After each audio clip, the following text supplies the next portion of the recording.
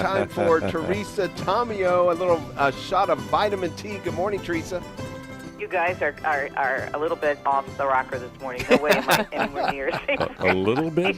A little bit off the rocker. That. We're not meeting expectation then. Yeah, something to live up to, right? Yeah, that's right. Yeah. Teresa, I know you've been busy with 1,000 things, as you always are. I want to start today. We weren't able to be with you last week because you were engaged in something very, very special. It happens every year, the Grand Getaway. And my goodness, I was looking at all the wonderful people who were there making presentations, and of course the attendees as well. But there couldn't have been a better group of folks gathered in one place to encourage people in their faith. It was so much fun. We had close to 400 people. It was a sellout again, and we had Father Leo Hug. We had Father Michael Schmitz. We had Dr. Edward Shree. Oh, my goodness, it was just crazy. And beautiful masses every day and wonderful homilies. And the Rome Boys were there. Chris Martin of the Rome Boys, he didn't speak, but he was there. And the fun thing was, guys, is I was able to pull every single one of them aside after their presentations and after we did a live recorded show there. I recorded other interviews with them. And so I have some great content that I'm taking from that conference. But that's something that people should really think about. And those of us who are from the Midwest, Ohio and Michigan, are familiar with Mackinac Island. But there's a lot of people who haven't been there from around the country. You never get tired of hopping on that ferry and going across the Straits of Mackinac and seeing the island come into view. And then the Grand Hotel on Mackinac Island to the left, and Mission Point on the right, and St. Anne's Church, the mighty Mac, unveiled before you. It's just absolutely stunning and so peaceful. And it's a different island at night. We always say, we call them the fudgies, people who come in for the day and grab their fudge and go back. And it's a whole different island at night. It's very, very peaceful, and there's wonderful restaurants and different places to go. But everyone just hung around, especially at night, because they have the orchestra at the Grand Hotel, and everyone gathered and danced, and the kids are out there dancing. It was a blast. So yeah, think about it next year. I was with John Hill yesterday. Dominic and I gave a presentation yesterday for some of the things we're going to be doing in our little village in central Italy in our home, inviting groups to come for what we call an aperitivo. But they were saying the response to the Mackinac Island Getaway this year was phenomenal in terms of the enthusiasm for the speakers and the whole event. I mean, it was hard for us to get off the island. So many people were thanking us for everything that happened. So yeah, great weekend.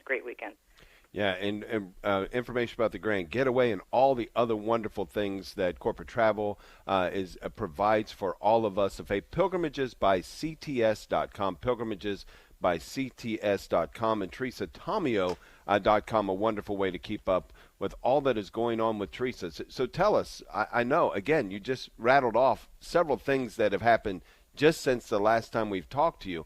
What are some of the things you've got on your calendar coming up?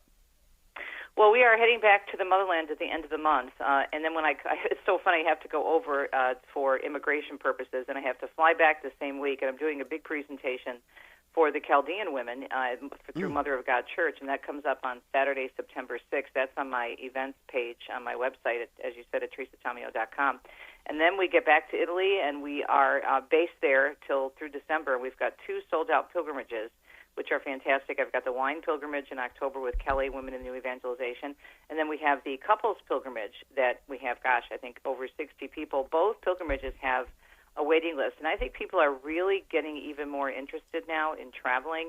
And even though it's been 5 years since COVID, it took a while for people to kind of really think about this and say, okay, are we ready yet? And now travel is through the roof. And if you look at what's happening, for example, in Rome this week, all the audiences, and the Holy Father is moving his audience into St. Peter's tomorrow or Paul VI Hall because of the heat. It's going to be 100 degrees. But once we get to the fall, it's a really great time to travel in Italy, so people should keep that in mind. But yeah, most of it right now is just kind of wrapping up the summer, a speaking engagement in early September, and then we, God willing, take off running to Italy for pilgrimages again. So busy, but fun. Well, and you have a unique perspective, one, in a lot of ways, but I want to tap into one in particular. You're spending half the time, a little bit, very equal time between Italy and here. You were in Italy right after the election of our Holy Father and then came back to the United States. Did you sense any difference here since you've been back for these couple of months in kind of where the church is here, the conversation that might be happening in the church in the United States? I've heard it both in Italy and the United States. There's a great deal of interest because we have our first American Pope. And let's start with Italy. People there were so excited. And when Deacon Dom and I were there for the announcement when he came out on the loggia. People were crying, many of whom weren't even Catholic, and they found out that we were American and they could hear us speaking. And they were just hugging us and saying, congratulations, this is amazing. So there's a lot of excitement about having an American Pope in Europe, in Italy. But then coming back here, people are just thrilled. And I think what's happening is people are interested in the papacy again. You have an American Pope, a guy who, Father Bob is now Pope Leo, and who grew up in a, very middle-class, normal family.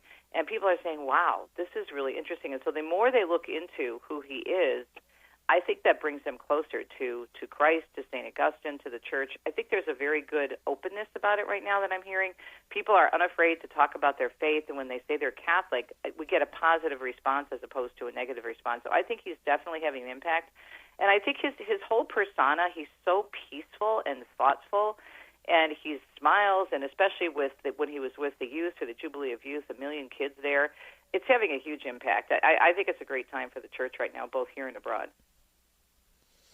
So, Teresa, do you, when you're looking ahead, going back to Italy, do you do any speaking engagements in Italy, or is it basically welcoming people? And how does that work at your home? Somebody's been asking me about that. You can go to this is what I want to. That's a great question, Pat. If you go to travelitalyexpert.com and scroll down to the bottom of the page, there's something there called, now don't laugh, but it's true, Italian happy hour. It's called aperitivo, and it comes from the word aperto, to open.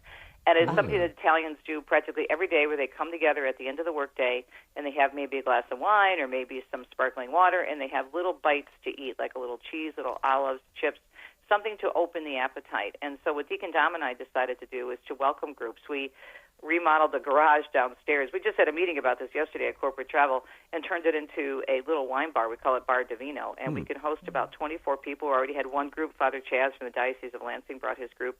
And so we had people there, and we talk about our love of Italy, our love of our faith, and how this is part of our evangelization. So speaking we do right there.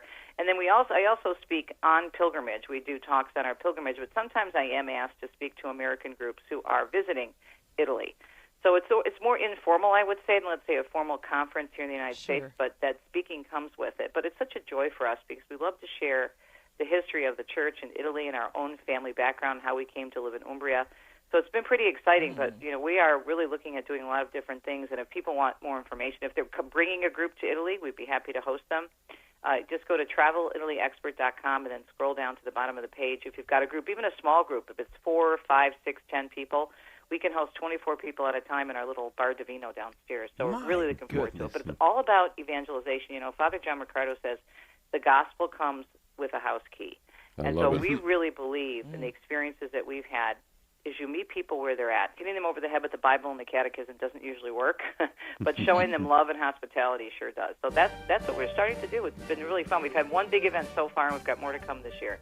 That's travelitalyexpert.com. Travelitalyexpert.com. Teresa, thank you so much. Now, again, we missed it last week, so we're going to have to hear it probably a couple of times as you bid us adieu in Italian.